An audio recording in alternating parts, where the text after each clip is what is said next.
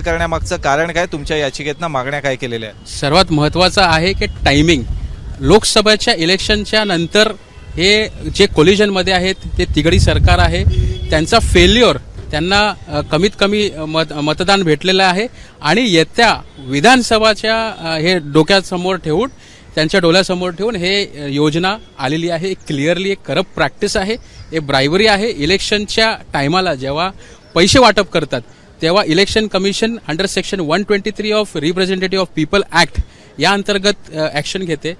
पण याच्यामध्ये आतापर्यंत मॉडेल कोड ऑफ कंडक्ट लागू झालेला नाही, म्हणून इलेक्शन कमिशन काय करू शकत नाही. म्हणून आम्हाला या याचिकाच्या माध्यमातून ज्युडिशियरी इंटरव्हेन्शन कंपल्सरी याच्यामध्ये नेसेसरी आहे. कारण हे पैसे आम्ही टॅक्स पेयर्स कशासाठी पे करतो? राज्य सरकारच्या डेव्हलपमेंट इन्फ्रास्ट्रक्चर प्रोजेक्टसाठी पे करतो. आताच 31 जुलैला जे कर भोगतायत त्यांनी एवढा चांगल्या पद्धतीने पैसे, जरी ते केंद्र सरकारकडे असो, ते पैसे राज्य सरकारला सुद्धा भेटतात. आणि एक साधा चॉकलेट घेणारा व्यक्ती सुद्धा जीएसटी आणि सीजीएसटी पे करतो.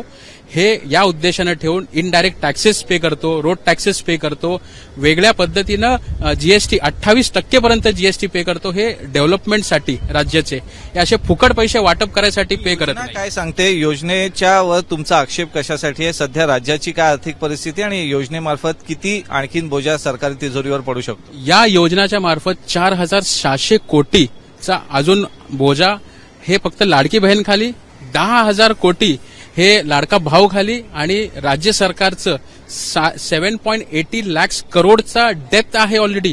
एवढं डेथ असूनही सुद्धा हे नवीन हे योजना आणतायत. कोणाच्या जीवावरती? आम्ही टॅक्स पेयर्सच्या जीवावरती, इनडायरेक्ट टॅक्स पेयर्सच्या जीवावरती हे, आणि स्वतःच्या पॉलिटिकल मोटिव्हसाठी, पॉलिटिकल फायद्यासाठी हे आम्ही होऊन देणार नाही. आमच्या टॅक्स पेयर्सचा हा क्लिअरली डिस्क्रिमिनेशन आहे, आमच्या संविधानिक हक्काचा उल्लंघन आहे.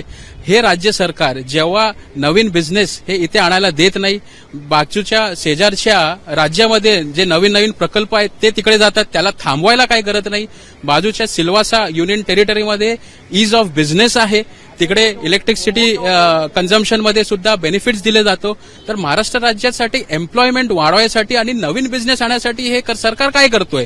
आणि पण इलेक्शन आलाय म्हणून फुकट पैसे वाटप करायला हे आमच्या जीवावरती, आमच्या कॉस्टवरती हे चालणार नाही, म्हणून याचिका दाखल केली.